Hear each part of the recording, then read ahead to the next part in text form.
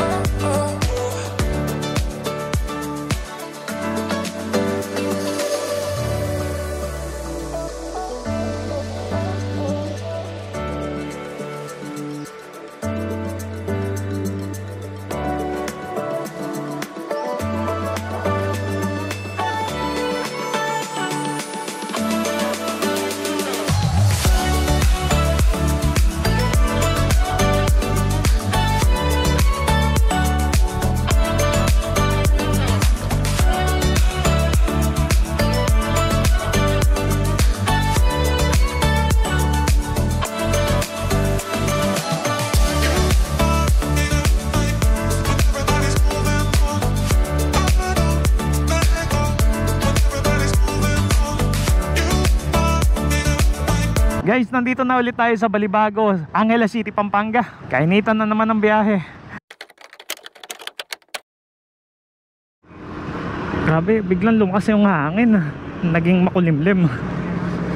Eto guys, nandito tayo ngayon sa Manuel A. Rojas Highway. Hinto lang tayo rito.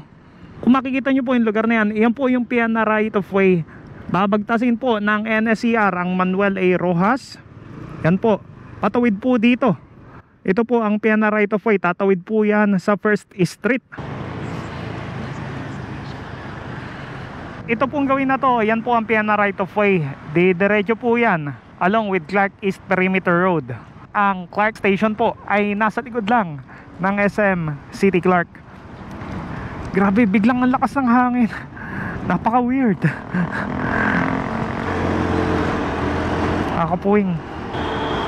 Yan, kung makikita nyo po yung mga kabahayan na yan, mga informal settlers na po yan. Yan po ang original na Piana right of way.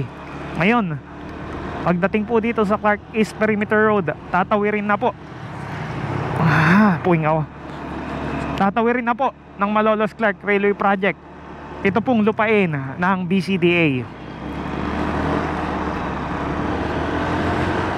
Yan, at ito na po ang NSER Clark Station.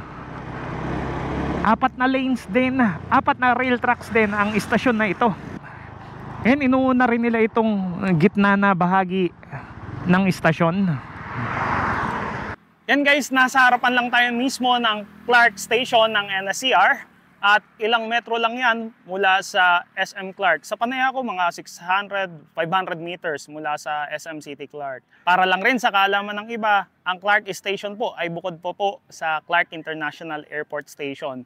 Mula sa istasyong ito, sa taya ko po, nasa 7 kilometro pa para makarating tayo doon sa Clark International Airport Station.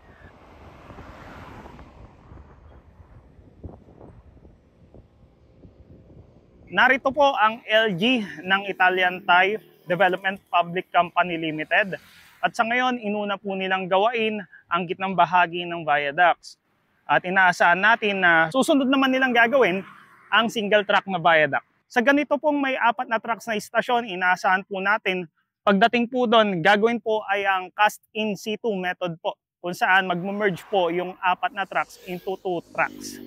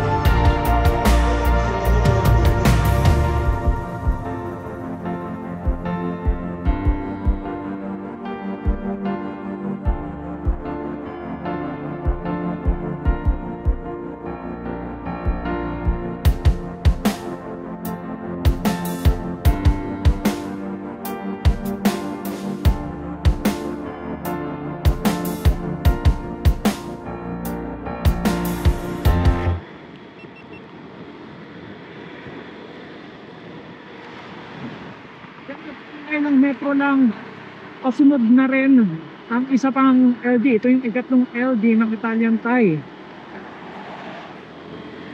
Bali dito sila siguro nagsimula sa section boundary naman, sa section boundary sa pagitan ng N03 at N04.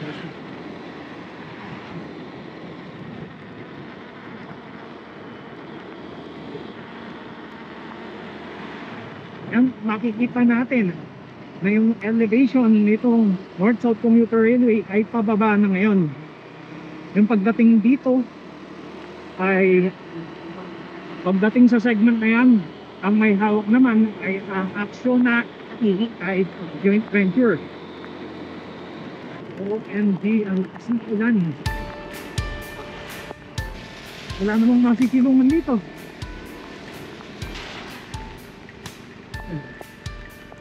OMG, mga gamit ko. Nabasa na ako, guys.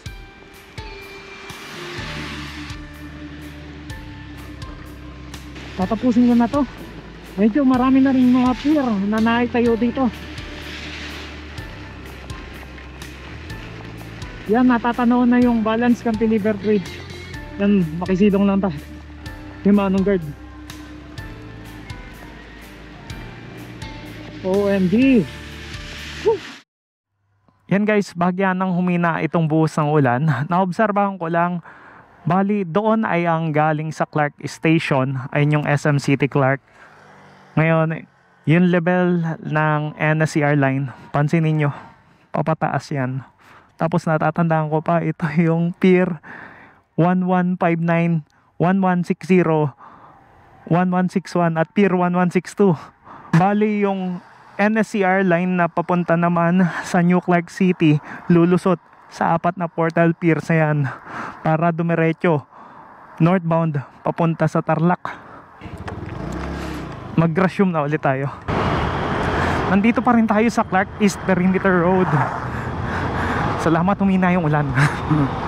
Yan ang taas nito guys. Hindi ko tiyak kung alin na mas mataas, kung ito o yung sa Valenzuela. Pero sigurado ko isa to sa pinakamataas na bahagi ng NSCR line. Yan.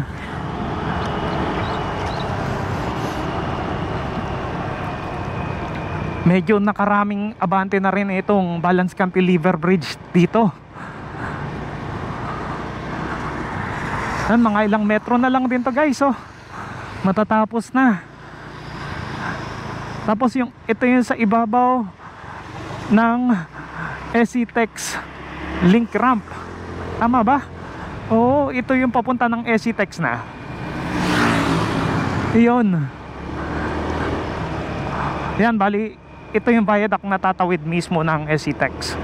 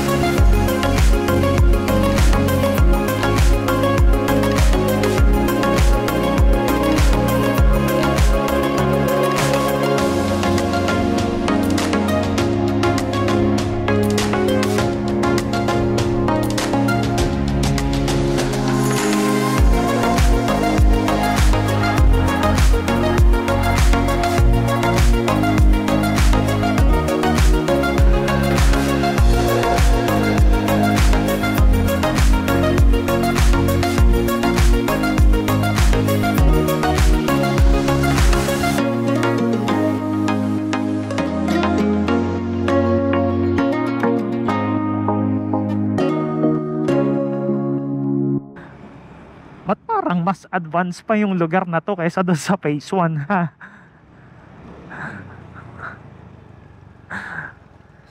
Sa pagkakatanda ko, Costco Engineering ang contractor dito. Anyway, tumuloy na tayo sa Clark International Airport. Ngayon sa bahagi na to ay inaasahan natin na ito yung underground na parte ng Malolos Clark Railway Project. Ang pagkaka-recall ko, nasa 3 kilometro na underground rin yan hanggang makarating doon sa CIA Station. Ito ang padiretso sa Clark International Airport Station. You know, going to CIA. Less than 500 meters na lang tayo dito sa Clark International Airport Station. Yan, ito yung Clark International Airport.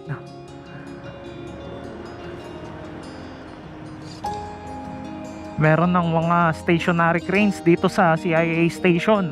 Huli kong punta dito, wala pa. Ayun, nangabuwal itong cover. Baka pwede tayong sumilip. Lakas kasi ng hangin kanina guys. Yan, ito na tayo sa rotonda. Akit lang tayo dito sa departure. Guys, sa vlog na to, nabasa yung sapatos ko. Subscribe na kayo.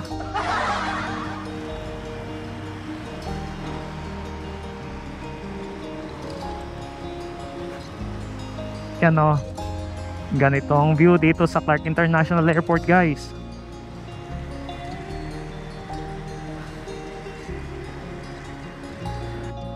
Mula dito sa Clark International Airport, mga 100 meters nandyan yung bus station.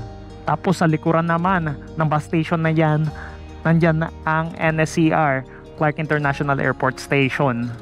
Ayun.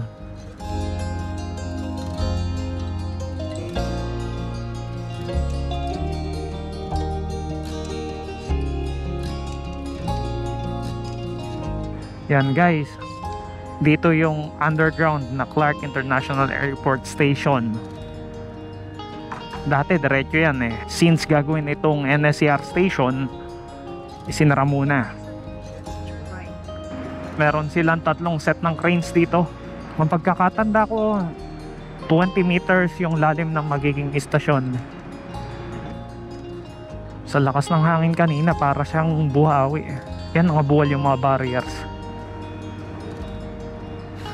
Acciona EIJV MCRP N04. Yan, ito yung Clark International Airport Station.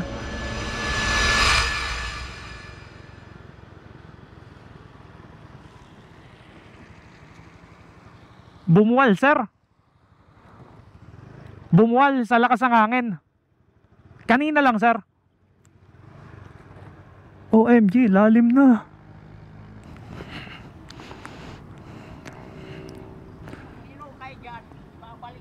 Opo. Yan. Grabe. Ang laki na rin na nahukay dito sa CIA Station.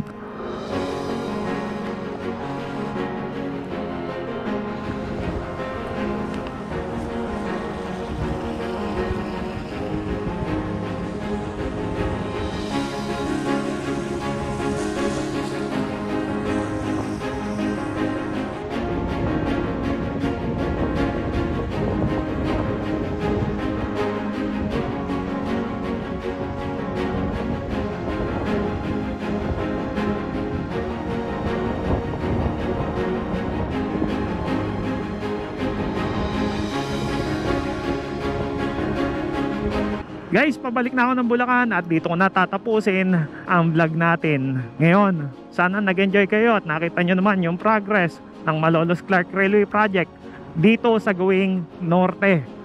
Huwag nyo kakalimutan mag-subscribe guys, lalo na kung nagugustuhan nyo naman yung mga videos ko para wala kayong ma-miss. Kasi minsan sablay yung mga thumbnails ko.